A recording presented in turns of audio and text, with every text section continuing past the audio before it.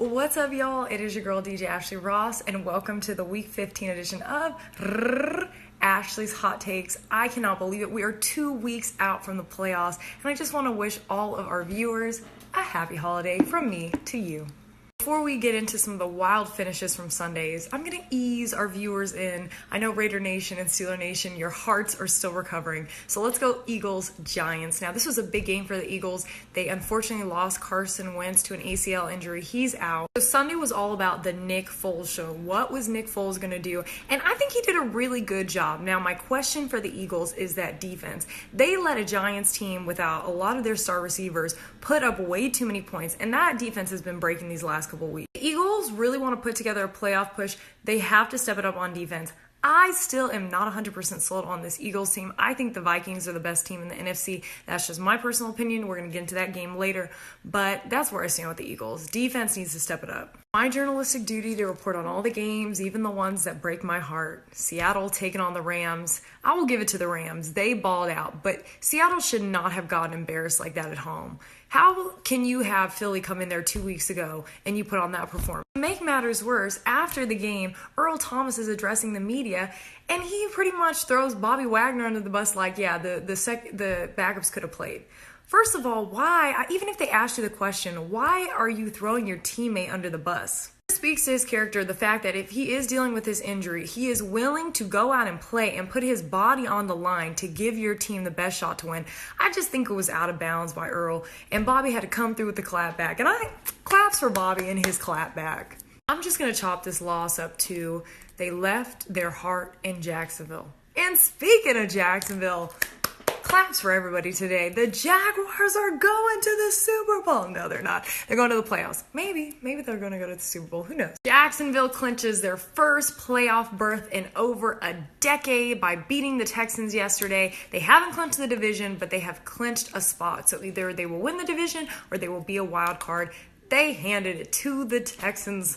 Mills has looked dramatically better. I mean, he had a really good year a couple years ago. He's just been very inconsistent. But if he can be consistent and they can get the running game and that defense is ready, they can beat anybody. But I want to give a special shout out to one, Aiden Mickens. He gets the Hot Takes game ball this week. Now, why I'm featuring him is not only just, his playing yesterday. I mean, he came into the league. He kind of bounced around a little bit. He's found a home with the Jaguars. He had 2 touchdowns yesterday. But his story, before the season started, the guy was literally like living in his car. And I say that to highlight just how far he's come. And that when you have a passion and a vision and a dream, nobody can stop you. So Jaden, good for you. And I'm happy. Keep balling out. Keeping it in the South, let's go NFC South. Saints taking on the Jets. The dynamic duo of Kamara and Mark Ingram, they combined yesterday for over 240 yards, 3 touchdowns, and with Drew Brees, Super Bowl. Before I put the Saints in the Super Bowl conversation, I have to talk about the team that's hosting the Super Bowl, the Minnesota Vikings. They took on the Bengals. The Bengals, they had their issues. It came out that Marvin Lewis will probably be let go at the end of the season. But back to the Vikings, who have a real shot. I am really starting to believe that the Vikings could be the first team to host a home game at the Super Bowl. Like, that is the reality of this is really starting to settle in.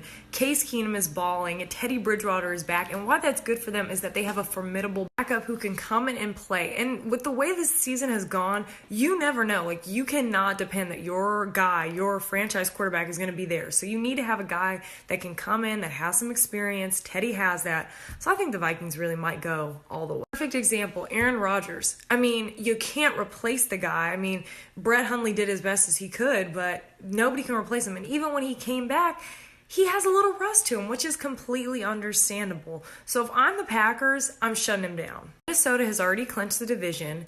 The wild card is no guarantee. So why keep him in there and risk potential injury? I just would shut him down. I'm sorry, Packer Nation. I'm sorry, all the fans. It's done. I want to talk for a second the team that they played on Sunday, the Panthers. What I want to know is, why has Cam Newton's name not been in the MVP race? I think he's having an amazing year.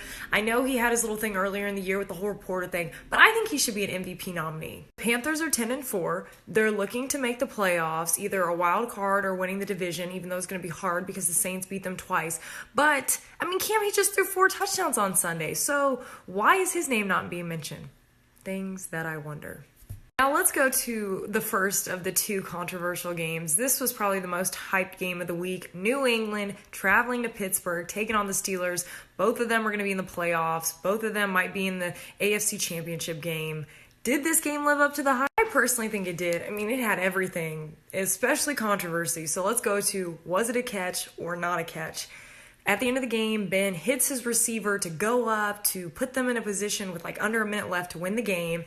And the call gets overturned. This is what I don't understand. And I think this is where people get frustrated, because sometimes it seems like if you get an elbow down, that's the completion of the catch. If you get your knee down, that's the completion. If you get your butt down. But then it's like certain times you can get your elbow down, but then if the ball goes to the ground and then there's movement, it didn't stop when your elbow went down. So for me, I just think there needs to be more consistent. There is no consistency, and that's where the frustration comes in from the fans. Having said that, okay, that play happens, all right, it gets overturned. They still could have clocked it, kicked the field goal, gone to overtime. But what does Ben do? He tries to do the trick play, and I'm going to clock it, I'm not really going to clock it, and try to sneak one off, and then he throws a pick. And to add insult to injury, just take the L, Ben. You tried to do something clever on the fly when you know you should have clocked it and let the field goal unit come out. That was your bad. You threw it into traffic and you threw the pick. Well, what does he do? He throws his coordinator under the bus to the media. As you can see, I'm a media person who doesn't like when people talk to the media. I'm Marshawn Lynch. I'm just here so I don't get fined. But no, I think that people should talk to the media. But I, being a part of teams, understand that at the end of the day, you got to protect your team above giving a soundbite. To me, Ben is quick to shift the blame. He's done it in past circumstances, and he's shown that he'll do that again. So I don't really respect that from my leader. That's just me personally. I'm not saying he's a bad guy, but as a leader of my team, I'm like, we lose, you just gonna throw it on us.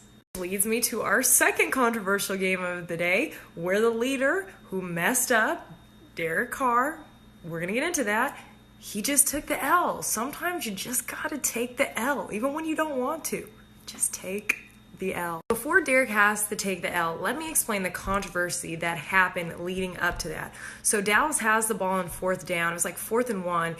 It was really close, so they spot it, but the spot looked short. The spot straight up looked short. So what did the refs do? They don't go to their millions of dollars worth of technology, call somebody at the command center, look at it from the aerial view from space. They take an index card where there's space. My thing is, there was space. It wasn't even an index card. It was a folded up piece of paper. To add insult to injury, what does paper do when it's folded for 200? It expands. So obviously it wasn't going to be a flush fit. I understand that they wanted to make sure it was at a 90-degree angle. If it's at a 90-degree angle and the ball's still not touching, it's not a first down. I don't understand that. It's a joke. I feel so bad for the Raiders. They never get the call. Shout out to the Tuck rule. So amid Papergate, Derek Carr and the Raiders, they have a chance at the end. They're driving down the field to win the game. And what does Derek do? I just feel so bad. He tries to extend the ball, put it over the goal line. He loses it. They call it Dallas's favor because you can't lose the ball in the end zone through the back. If you lose it and it goes to the side, you can still maintain possession. But it was just a sad ending.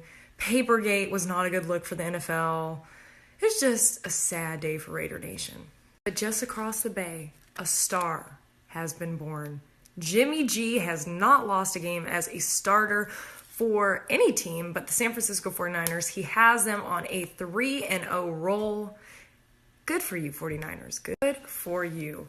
That's it for this week's Hot Takes. I hope y'all enjoyed. I had so much fun doing this. I'm going to miss y'all. Next week, it's going to be Christmas time, so probably we'll move Hot Takes to either that Tuesday or Wednesday. So Merry Christmas. Love y'all.